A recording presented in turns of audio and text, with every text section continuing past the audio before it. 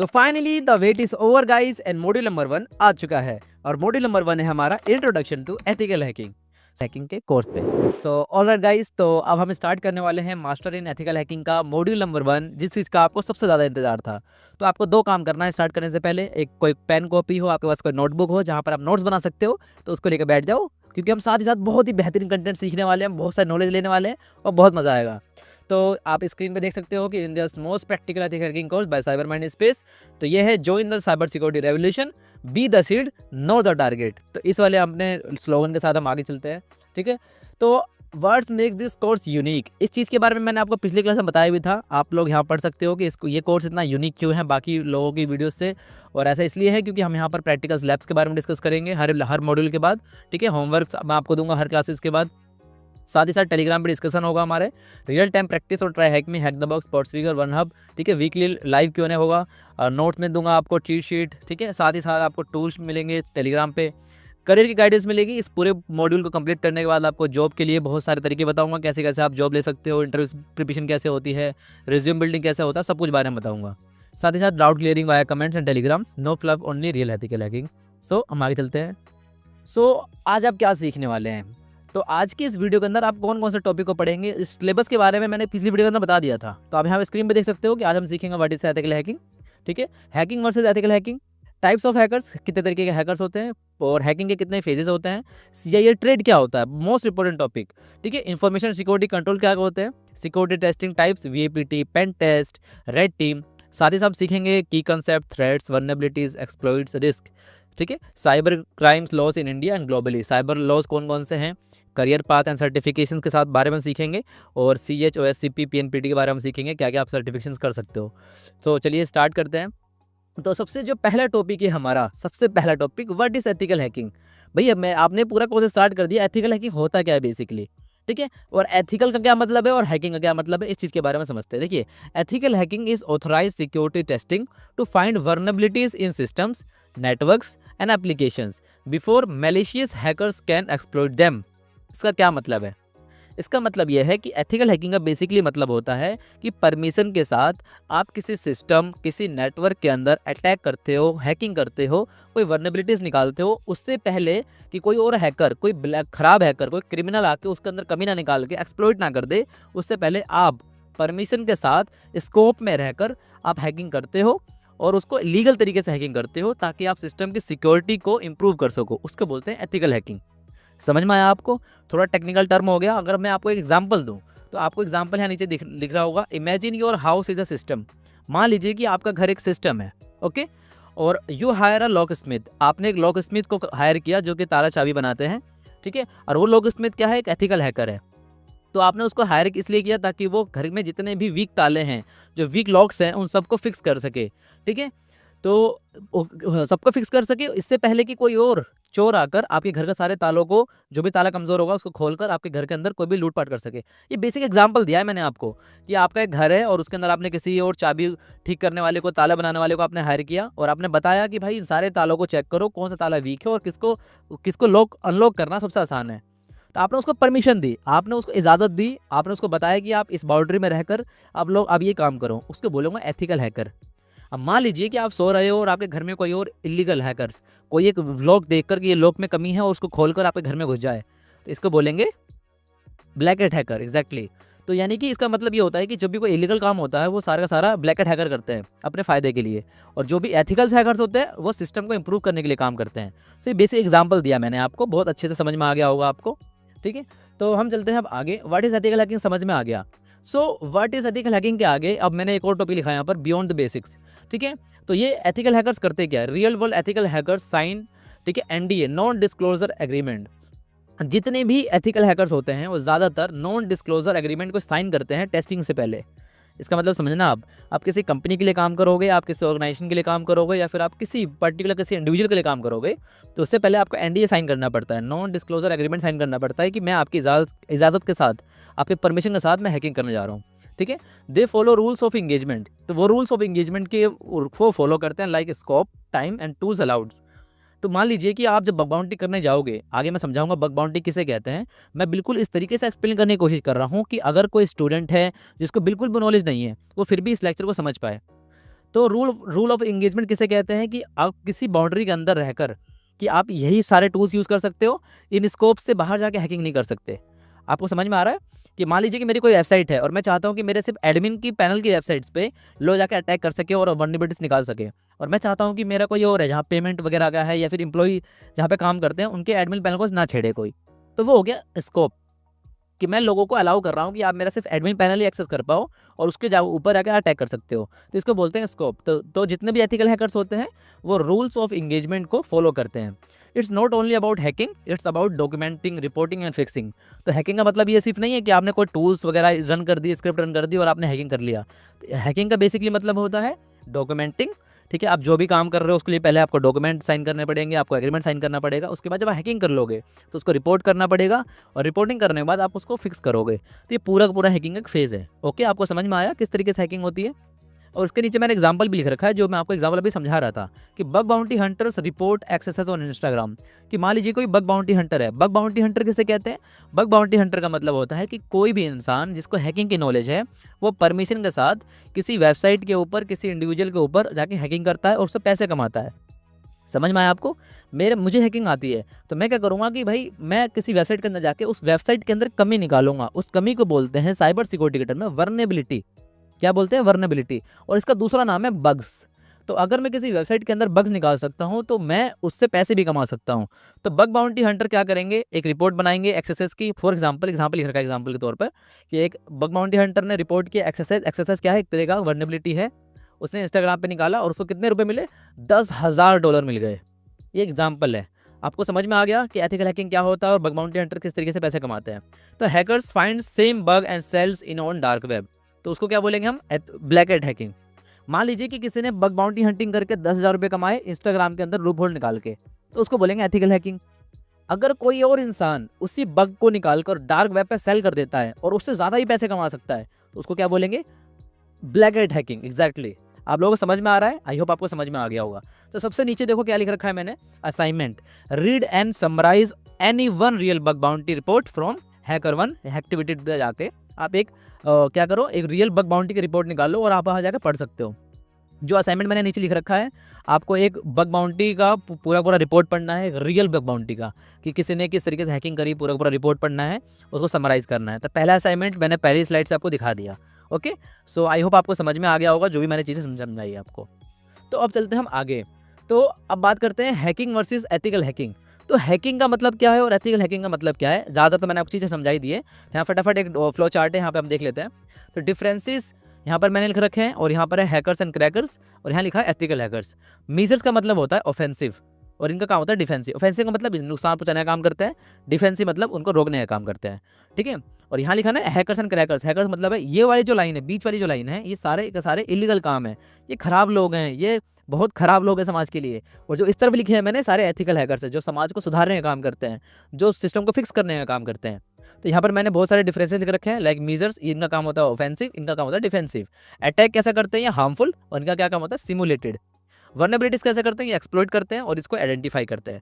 Tools use, दोनों को दोनों सेम टूल्स यूज करेंगे। जो black hat hacker tool use करेगा वर्नेबिलिटी फाइंड करने के लिए, एक एथिकल हैकर भी सेम टू सेम उसी टूल का यूज करेगा। मेथड भी सेम टू सेम वही होगा, फर्क होगा सिर्फ परमिशन का और आपके नियत का, आपका इंटेंशन क्या है। उसके बाद हम बात करते हैं पर्पस ऑफ यूसेज। इनका यूसेज क्या होगा? मलिशियस, और इनका होता है नॉन मलिशियस। ऑर्गेनाइजेशन क्या करते हैं? ये लोग अटैक करते हैं ब्लैक हैट हैकर्स और प्रोटेक्ट करते हैं ethical hackers. Security evaluation, fail attempts and pet testing के लिए कौन करते हैं? Ethical hackers. आप यहाँ पढ़ सकते हो, बहुत सिंपल चीज़ है। सिक्योरिटी क्या काम करती है? ब्रीच करने का काम करते हैं, डाटा लीक करने का काम करते हैं। और एथिकल हैकर्स का क्या काम होता है? एनहेंसमेंट। सो अब हम बात करते हैं टाइप्स ऑफ हैकर्स के बारे में, लाइक व्हाइट हैट हैकर्स किसे कहते हैं, ब्लैक हैट हैकर्स किसे कहते हैं, ग्रे हैट हैकर्स, स्क्रिप्ट किडिस किसे कहते हैं।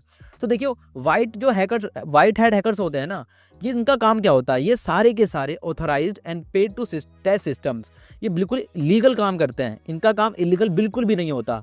तो जितने भी व्हाइट हैट हैकर्स होते हैं, मतलब ये सिर्फ टैगलाइन है, अगर मैं अच्छा काम कर रहा हूँ, मैं हैकिंग करके एक एथिकली काम कर रहा हूँ, तो मैं क्या कहलाऊंगा? एक व्हाइट हैट हैकर। एक व्हाइट हैट हैकर ही एथिकल हैकर होता है। तो यहाँ पे आप देख सकते हो, non for authorised and paid to test systems. उनका रियल लाइफ एग्जाम्पल क्या है? Bug bounty programs, bug bounty hunters हैं और पेन टेस्टर्स। ये सारे कौन कौन होते हैं? ये होते हैं व्हाइट हैट हैकर्स।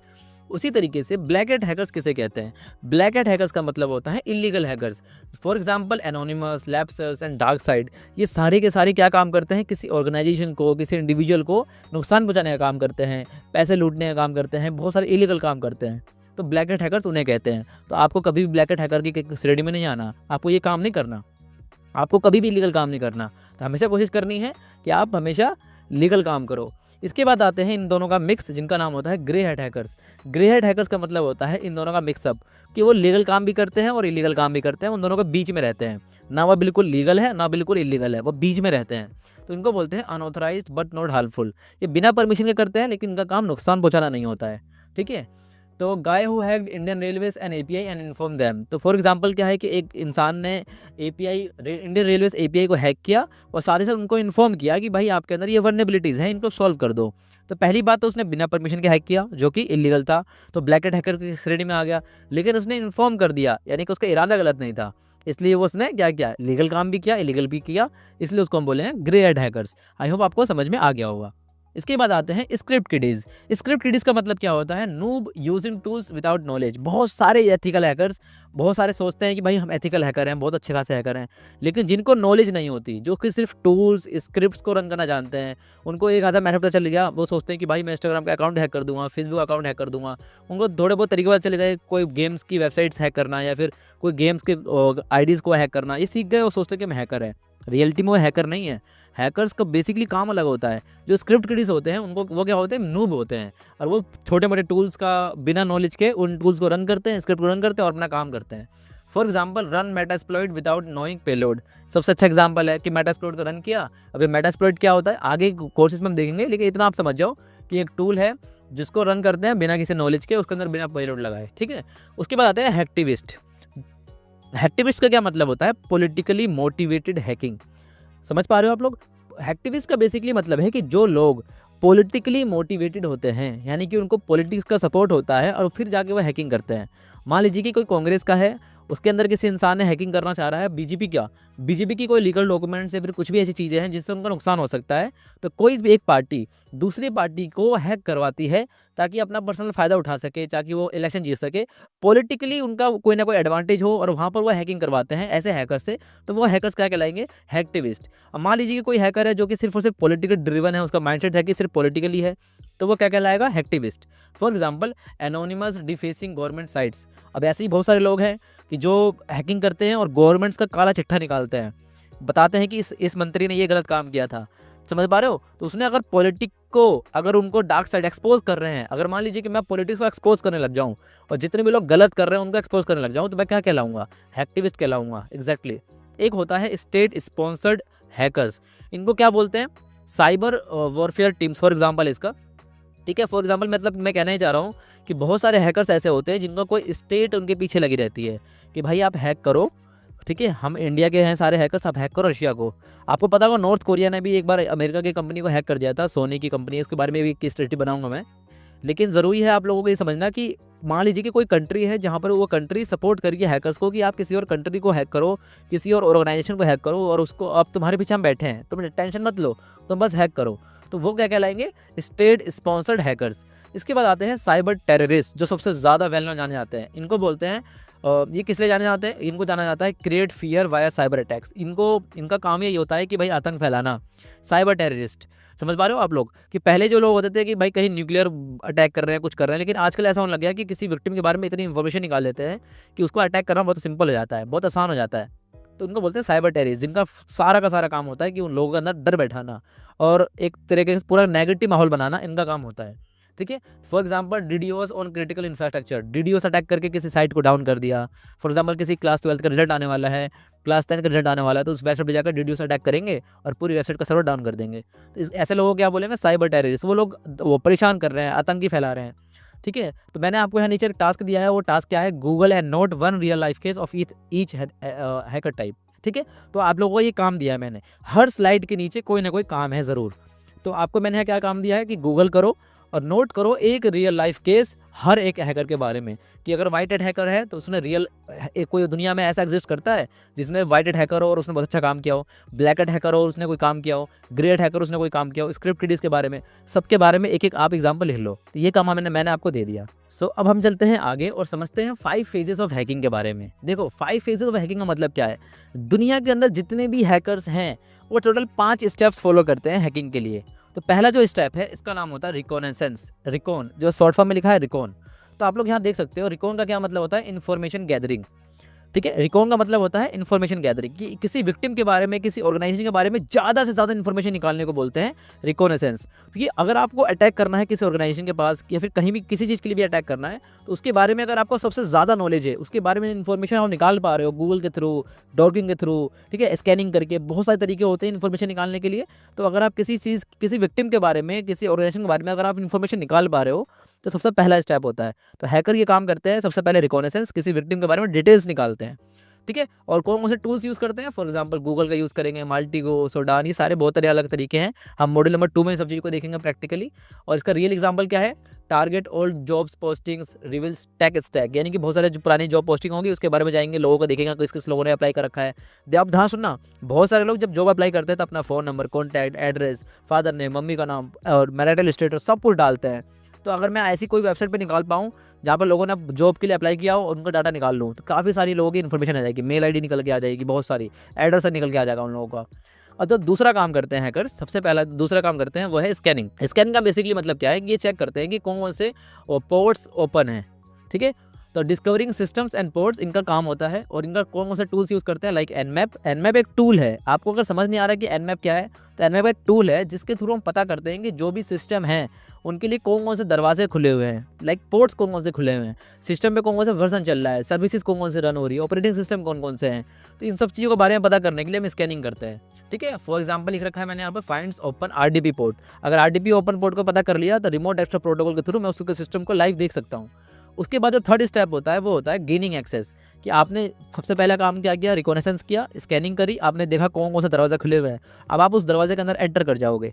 एंटर करने को बोलते हैं गेनिंग एक्सेस। एक्सप्लोइटिंग वर्नेबिलिटी, उसके लिए आप कौन सा टूल यूज़ करते हो, मेटास्प्लॉइट, बगशूट का यूज़ करते हो, ये भी हम सीखेंगे प्रैक्टिकली। ठीक है, इसके बाद फॉर रियल एग्जाम्पल क्या है, uses SQL injection to log in as admin. ठीक है, कि एसक्यूएल इंजेक्शन के थ्रू हमने एक अटैक किया और हमने कोई वेबसाइट के अंदर लॉग इन कर लिया एज एडमिन। इसके बाद जो नेक्स्ट स्टेप है उसको बोलते हैं मेंटेनिंग एक्सेस। भाई आपने किसी सिस्टम को एक्सेस कर लिया, आपने हैक कर लिया, तो आपको मेंटेन करके भी तो रखना है। कि फॉर एग्जांपल मैंने आपकी इंस्टाग्राम की आईडी हैक कर ली और आपके पास नोटिफिकेशन आ भी गया कि मैंने लॉगिन कर लिया आपकी इंस्टाग्राम की आईडी, तो आपने क्या किया, वहाँ पे जाकर मुझे सिंपली ब्लॉक कर दिया या फिर लॉग आउट कर दिया। तो भाई मेरे हैक करने का मतलब ही क्या बना गया, आपने मुझे लॉग आउट कर दिया। तो मुझे वहाँ पर क्या करना है कि अपने आप को, जो मैंने आपका अकाउंट हैक किया, एग्जांपल दे रहा हूँ जस्ट, कि आपको आपका अकाउंट मैंने हैक किया तो मैं वहाँ पे मेंटेन करके भी रखूँ, सेशन को मेंटेन करके रखूँ। तो इसके लिए मैं क्या करूँगा, क्रिएट अ बैकडोर। इनका जो गोल होता है वो बैकडोर क्रिएट करते हैं एक यूज़र के लिए। ठीक है, फॉर एग्जांपल टूल्स का यूज़ करते हैं नेटकैट, क्रॉन जॉब्स। ठीक है, रियल एग्जांपल्स क्या है, add a reverse shell in the image upload, कि मैंने आपको कोई इमेज भेजी उसके अंदर एक रिवर्स शेल डाल दूंगा जिससे मैं जब चाहें जितनी बार भी आपका सेशन मेंटेन करके रख सकता हूँ। कि मैं अगर हैक कर पा रहा हूँ तो मैं बार बार हैक कर पा रहा हूँ, बार बार आपकी इन्फॉर्मेशन निकाल पा रहा हूँ, फॉर एग्जांपल। और जैसे ही जो लास्ट स्टेप होता है उसको बोलते हैं क्लियरिंग ट्रैक्स। क्लियरिंग ट्रैक्स का मतलब है कि अपने सबूत को छोड़ जाना, मिटा जाना, बिल्कुल कहीं भी कोई भी वारदात हुई अपने सबूत को मिटा के जाओ। इसके लिए क्या करते हैं, हाइड एविडेंस। ठीक है, तो टूल्स का कौन से यूज़ करते हैं, लाइक बेस्ट टूल्स का यूज़ करते हैं, बेस्ट लॉग्स, इवेंट वीवर, ये बहुत सारे टूल्स हैं, इनका यूज़ करते हैं। ठीक है, इनका जो रियल एग्जांपल है वो है delete authorisation auth.log in Linux। तो ये एक तरह की फाइल बन जाती है, आपके फिंगरप्रिंट, आपके कोई निशान बन जाते हैं जिसके थ्रू आपको पकड़ा जा सकता है। ठीक है, तो बहुत बार हैकर्स यही गलती करते हैं कि वो अपने आप को कम्प्लीटली एनोनिमस नहीं रख पाते हैं। तो ये भी बहुत सारे तरीके हैं और मैंने आपको दिखा दिया कि 5 फेजेस ऑफ हैकिंग किसे कहते हैं और कैसे कैसे स्टेप बाय स्टेप करते हैं। तो आई होप आपको यहाँ तक समझ में आ गया होगा। अगर यहाँ तक समझ में आ गया है और आप वीडियो को देख रहे हो तो लाइक करके सब्सक्राइब कर दो, अपने स्टेटस पर लगा दो, शेयर कर दो यार। ठीक है, तो अब चलते हैं हम आगे और अब समझते हैं CIA ट्रेड। ठीक है, CIA ट्रेड का मतलब है, C का मतलब है कॉन्फिडेंशियलिटी। ठीक है, और I का मतलब है इंटीग्रिटी, A का मतलब है अवेलेबिलिटी। तो इसका बेसिकली मतलब क्या है, और बहुत सारे इंटरव्यूज़ के अंदर ये सब क्वेश्चन पूछा जाता है कि भाई ये CIA ट्रेड होता क्या है, what do mean by CIA triads. तो CIA ट्रेड के लिए आपको बेसिकली समझना है कि C का मतलब है कॉन्फिडेंशियलिटी और इसका क्या मतलब है, for example your messages are end to end encrypted confidentiality. आप अपने व्हाट्सएप का एग्जांपल लो, आप व्हाट्सअप यूज़ करते हो, दुनिया के बहुत सारे लोग व्हाट्सअप यूज़ करते हैं। तो आपने मुझे फॉर एग्ज़ाम्पल आपने मुझे लिख के भेजा कि हाय साइबर माइंड स्पेस। तो आपका जो मैसेज है वो एंड टू एंड एन्क्रिप्टेड है, मतलब आपको हाय लिख के दिखाई देगा, मेरे पास हाय लिख के आएगा, हाय साइबर माइंड स्पेस। लेकिन जो मैसेज वहाँ से यहाँ तक आने में टाइम लगा है, वो मैसेज एक एन्क्रिप्टेड फॉर्म में होगा, वो बिल्कुल रियल मैसेज नहीं होगा। अगर कोई हैकर बीच में हैक करने की कोशिश भी करेगा, तो उसको एक पासवर्ड या फिर किसी हैश के अंदर एन्क्रिप्टेड फॉर्म के अंदर दिखाई देगा। तो आपको ये यकीन है कि जो भी मैं मैसेज भेज रहा हूँ किसी को, तो वो मैसेज बिल्कुल ही एन्क्रिप्टेड है, यानी कि वो कॉन्फिडेंशियलिटी मेंटेन करके रख रखा है व्हाट्सएप ने। समझ पा रहे हो? अगर कोई मैसेज यहाँ से वहाँ ट्रांसफ़र हो रहा है और वो एंड टू एंड एन्क्रिप्टेड है, वो बिल्कुल सेफ है, तो उसको बोलेंगे कॉन्फिडेंशियलिटी। अब फॉर एग्ज़ाम्पल अब मान लीजिए कि आई के बारे में बात करते हैं, integrity. Messages should be not be edited Midway. अब मान लीजिए कि कोई अटैकर है, उसने एमआईटीएम अटैक किया, एमआईटीएम का मतलब होता है man in the middle attack किया, और उसने क्या किया कि मैसेजेस को एक यूज़र से दूसरे यूज़र के पहुँचने से पहले उसने बीच में ही उस मैसेज को कैप्चर किया, ठीक है? और उसने उसको मॉडिफ़ाई कर दिया। मॉडिफ़ाई करने के बाद उसको मैसेज को मॉडिफ़ाई करने के बाद उसने आगे उस यूज़र को भेज दिया। तो ये क्या हो गई, उसकी इंटीग्रिटी कॉम्प्रोमाइज़ हो गई। इंटीग्रिटी का मतलब है कि जो भी इन्फॉर्मेशन मैं अपने यूज़र को भेजना चाहता हूँ, जहाँ भी भेजना चाहता हूँ, तो उस मैसेजेस को एज़ इट इज़ भेजना है, ना कि उसको मॉडिफ़ाई करना है। अगर कोई मॉडिफ़ाई कर पा रहा है, तो उसकी इंटीग्रिटी कॉम्प्रोमाइज़ हो रही है। समझ में आया आपको? अब बात करते हैं अवेलेबिलिटी के बारे में, जो कि है ए। तो अब लिखा है यहाँ पर you should be able to access your messages any time. Availability कि भाई मैंने आपको है हाय लिख के मैसेज भेजा, तो मैं चाहे अगले दिन देखूँ मैसेज, 4 दिन बाद देखूँ आपको कोई फ़ोटोज़ भेज रखी है, तो वो मैसेज मुझे दिख जाए। ये मैंने आपको एक व्हाट्सएप का एग्जांपल दिया है। सीआईए ट्रेड को समझाने के लिए मैंने आपको एक व्हाट्सएप का एग्जांपल दिया। सी का क्या मतलब है कॉन्फिडेंशियलिटी, आई का मतलब है इंटीग्रिटी और ए का मतलब है अवेलेबिलिटी। अवेलेबिलिटी का मतलब है कि मैं जब चाहे उस मैसेजेस को देख सकता हूँ, अपना डाटा देख सकता हूँ। ठीक है? तो यहाँ पे मैंने एक बहुत ज़्यादा फ़नी एग्जांपल लिखा है, if my crush message leaks. समझ पा रहे हो? कि अगर मेरे क्रश का मैसेज लीक हो गया तो वो क्या होगा, कॉन्फिडेंशियलिटी फेल। अगर उसने बोला आई लव यू और मेरे पास किसी ने मॉडिफाई करके भेज दिया आई हेट यू, तो ये क्या हो जाएगा, इंटीग्रिटी फेल। अगर व्हाट्सएप सर्वर डाउन है तो इसका क्या मतलब है, अवेलेबिलिटी फेल। आपको इससे अच्छा एग्जाम्पल कोई दे नहीं सकता। आई होप आपको समझ में आ गया होगा और समझ में आ गया है तो अब चलते हैं आगे। तो अब हम बात करते हैं, इसी का एग्जांपल है सीआई ट्रेड के बारे में। देखो ये जो मैंने आपको एग्जांपल दिया ना, ये बहुत ही ज़्यादा ईजी एग्जांपल है, लेकिन अगर साइबर सिक्योरिटी के टर्म्स में अगर इसको और ज़्यादा डीपली समझें, तो इसको कैसे समझेंगे। कॉन्फिडेंशियलिटी का मतलब होता है प्रिवेंट अनऑथराइज्ड एक्सेस, ठीक है। इंटीग्रिटी का मतलब होता है प्रिवेंट डाटा टैम्परिंग, और अवेलेबिलिटी का मतलब है ensure system uptime. Okay, so for example confidentiality का एग्जांपल रखा मैंने, फेसबुक का 2019 में डाटा लीक हो गया था, तो इससे क्या हुआ था, कॉन्फिडेंशियलिटी प्रॉब्लम आ गई थी, कॉन्फिडेंशियलिटी फेल हो गया था। उसी तरीके से स्टक्सनेट नाम का एक वायरस था जिसने मॉडिफाई कर दिया था ईरान के सेंट्रीफ्यूज कमांड्स के अंदर, जो कि उनका न्यूक्लियर प्रोग्राम था। तो ये एक इंटीग्रिटी का एग्जांपल है, ठीक है। तो एक वायरस गया, उस वायरस ने उनका पूरे पूरी कमांड्स को चेंज ही कर दिया। समझ पा रहे हो अब मैं क्या कह रहा हूँ? इसके बारे में आप जाकर जब पढ़ोगे तो बहुत ही ज़्यादा मजा आएगा आपको पढ़ने में। तो यहाँ पे लिखा है अवेलेबिलिटी, इसका एग्जांपल क्या है, डिड्यूस अटैक ऑन गिटहब, ठीक है। ये रियल लाइफ है, आप इसके बारे में जाकर पढ़ सकते हो। डिड्यूस अटैक हुआ था गिटहब के ऊपर, ठीक है। 1.535 TBPS वर्ल्ड लार्जेस्ट अटैक था यहाँ पर, डिड्यूस का अटैक गिटहब पे। तो आप इसके बारे में थोड़ी बहुत इन्फॉर्मेशन ले सकते हो। समझ में आया आपको मैं क्या कह रहा हूँ?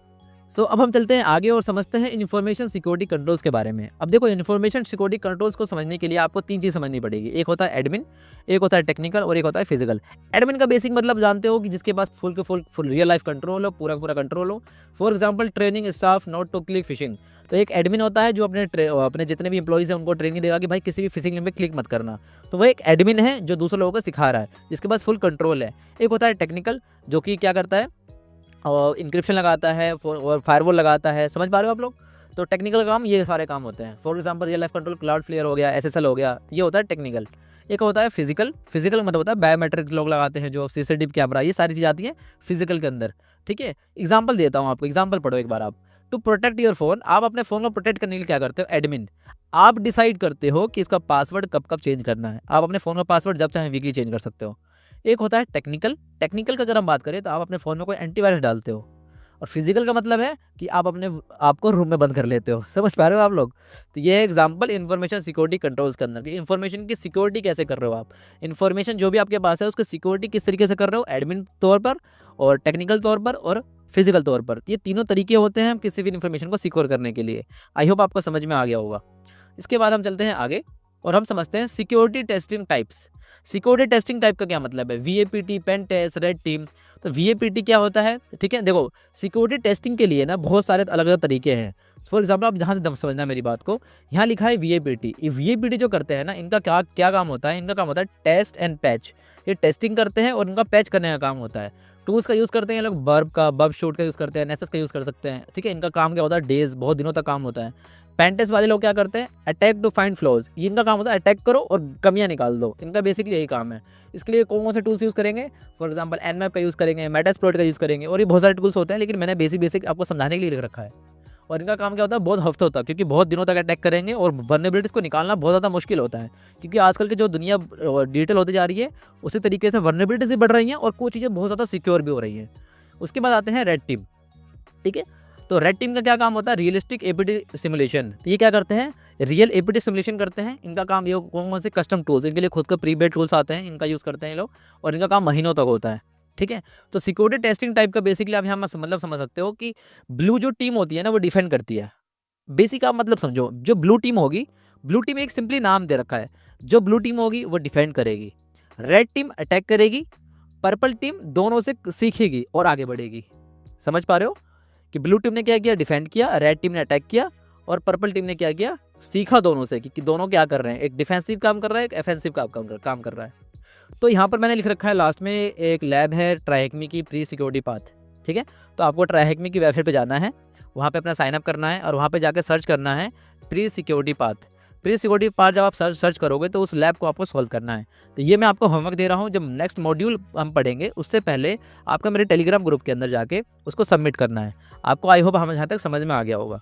सो अब इसी चीज़ के साथ हम आगे चलते हैं और समझते हैं कि कंसेप्ट्स, थ्रेट्स क्या होते हैं, वल्नरेबिलिटीज़ किसे कहते हैं, एक्सप्लॉइट किसे कहते हैं, रिस्क किसे कहते हैं। तो देखो, थ्रेट एक्टर किसे कहते हैं, हु मे अटैक यू, यानी कि कोई इंसान, कोई टूल, या फिर कोई, मान लीजिए कोई हैकर है, वो मुझे अटैक कर सकता है, तो उसको बोलेंगे थ्रेट। तो अब देखिए, who may attack you, like insider हो सकता है, कॉम्पिटिटर हो सकता है, कोई मतलब हमारे ऑफिस का ही कोई एम्प्लॉय है जो हमें क्या कर सकता है, हमारी कंपनी का डाटा लीक कर सकता है, पूरे हमारी कंपनी का सर्वर डाउन कर सकता है, और क्योंकि वो मिला हुआ है किसी हैकर के साथ, तो उसको बोलेगा वो हमारे लिए थ्रेट है।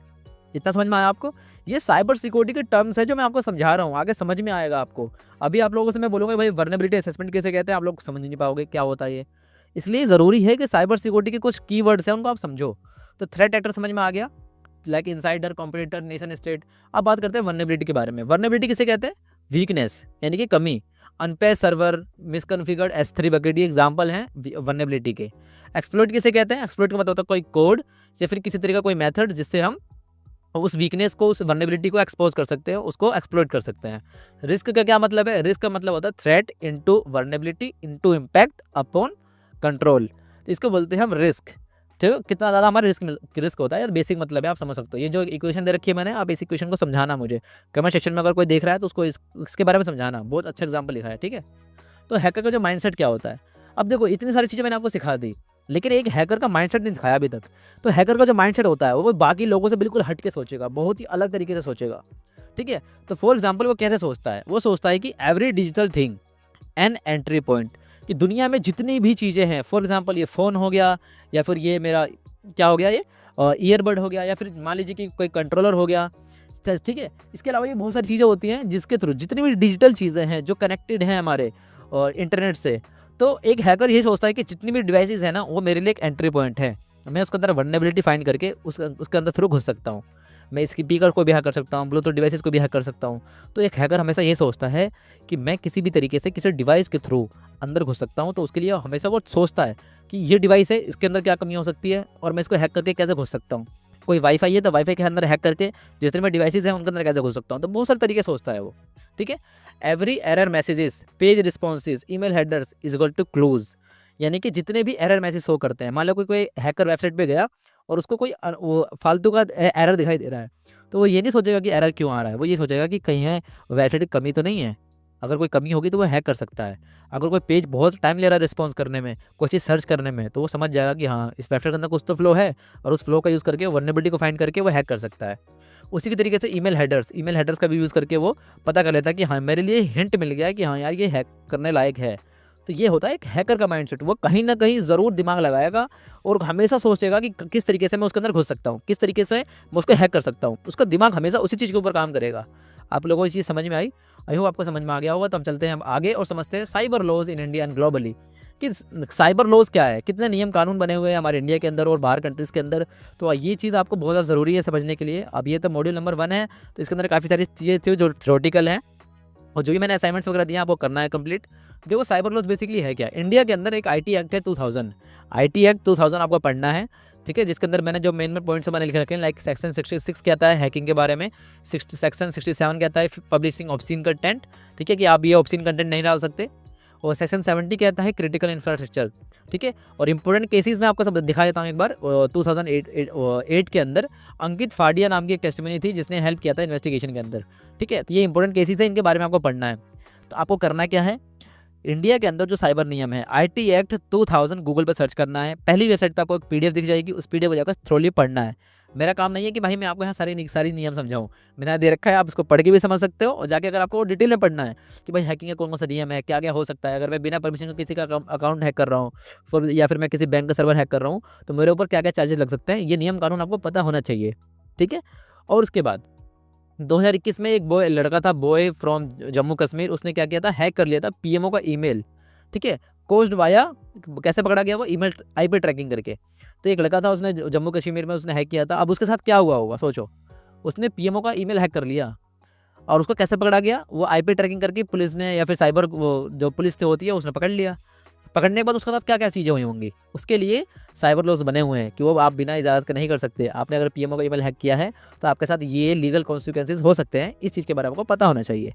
आई होप आपको समझ में आ गया होगा। तो अब बात करते हैं ग्लोबल लॉज के बारे में। देखो ये ग्लोबल लॉज जो है CFAA, ये यूएस का एक लॉ है, ठीक है। ये क्या कहता है कि अगर आपने अनऑथराइज एक्सेस किया, ठीक है, अनऑथराइज एक्सेस चाहे वेबसाइट के अंदर किया हो, चाहे कि किसी इंडिविजुअल के साथ किया हो, कोई ऑर्गेनाइजेशन हो, तो आपको जेल तक हो सकती है। इस चीज़ को समझ जाओ। अगर आप यूएस से इस वीडियो को देख रहे हो तो आप लोगों के लिए जानना ज़रूरी है कि CFAA एक तरह का नियम कानून है, साइबर लॉ यूएस के अंदर, जिसके थ्रू अगर आप किसी का भी अनऑथराइज एक्सेस करते हो तो आपको जेल तक हो सकती है। अब एक नियम है GDPR, जो कि है यूरोप का, बाहर कंट्रीज़ का है, ठीक है। Heavy fines for privacy issues, अगर आपने किसी के प्राइवेसी के फ़ोटोज़ वगैरह लीक कर दिए, किसी का चैट्स लीक कर दी, या फिर उसने आपके ऊपर केस कर दिया, तो इससे क्या हो सकता है, आपके ऊपर हैवी फाइन लग सकता है। तो ये बेसिक साइबर लॉज हैं जो ग्लोबली और इंडिया के अंदर मैंने आपको समझाया। आई होप आपको समझ में आ गया होगा और आप कभी भी गलत नहीं करोगे, ठीक है। तो हम चलते हैं आगे, और एक फन टास्क देता हूं मैं आपको। एक फन टास्क ये है कि find one real court case related to hacking in India. India के अंदर एक कोर्ट केस हुआ है, आपको उसके बारे में बताना है कमेंट सेक्शन के अंदर, या फिर आप मुझे टेलीग्राम में मैसेज करके बता सकते हो, ठीक है। उस ग्रुप के अंदर मैं अभी ग्रुप बना दूंगा, आप उस ग्रुप को ज्वाइन कर सकते हो, उसका लिंक मैं डिस्क्रिप्शन में दे दूंगा। तो find one real court case related to hacking in India, उस कोर्ट केस के बारे में आपको बताना है, ठीक है। मैं चाहता हूँ कि ये सारे टास्क आप कंप्लीट करो। आपको समझ में आ रहा है मैं क्या कह रहा हूँ, जो भी मैंने मॉड्यूल बताया अभी, उस मॉड्यूल के अंदर मैंने आपको इतना सारा काम दे दिया कि जब आप इस काम को कंप्लीट करोगे तब तक 1 या 2 दिन बीत जाएंगे, और उस 1 या 2 या 3 दिन बाद मेरा एक नेक्स्ट मॉड्यूल आ जाएगा। समझ में आया आपको? आई होप आप लोगों को ये सारी चीज़ें समझ में आ रही होंगी, मज़ा आ रहा होगा, ठीक है। इसी तरीके से हम सीखते हैं रहते हैं आगे। तो अगर हम चलते हैं अब आगे, तो अब हमारे एक टॉपिक है जिसका नाम है career path and certifications. Career path क्या होगा कि भाई आप लोग ये साइबर सिक्योरिटी सीख ही रहे हो, तो इसमें आपका करियर कहाँ से कहाँ तक जा सकता है, ठीक है। इसके बारे में मैंने एक डेडिकेटेड वीडियो बना रखा है साइबर सिक्योरिटी का रोड मैप का। लेकिन करियर रोल्स क्या क्या होते हैं कि जब आप साइबर सिक्योरिटी की फील्ड में आते हो तो आपको पता नहीं होता कि सोक एनालिस्ट किसे कहते हैं, पेन टेस्टर किसे कहते हैं, बग बाउंटी किसे कहते हैं, सिक्योरिटी आर्किटेक्ट किसे कहते हैं, ये सब चीज़ नहीं पता होती है हमें। तो देखो हम सीखते हैं एक बार। सोक एनालिस्ट का मतलब होता है ये डिफेंसिव काम करते हैं साइबर सिक्योरिटी के अंदर। अगर आप सोक एनालिस्ट बनते हो, आप जब इंटरव्यू के लिए अप्लाई करने जाओगे तो वहाँ पे एक पोजीशन दिखाई देगी कि सिक्योरिटी एनालिस्ट या फिर सोक एनालिस्ट। तो आपको वहाँ पर क्या काम होगा, जब आप उस कंपनी में ज्वाइन करोगे तो आपको वहाँ पे काम होगा डिफेंसिव अलर्ट मॉनिटरिंग। तो वहाँ पे आपको एक टूल मिलेगा SIEM करके, तो उस टूल के थ्रू आप सारी चीज़ें काम करोगे, मॉनिटरिंग करोगे, अलर्ट करोगे कि कोई हमारे सिस्टम के अंदर, कोई हमारे सर्वर के अंदर अनऑथराइज एक्सेस तो नहीं कर रहा है, आपको अलर्ट मिलेगा, उस अलर्ट को सॉल्व करना होता है। तो ये सारे काम होते हैं एक सोक एनालिस्ट के।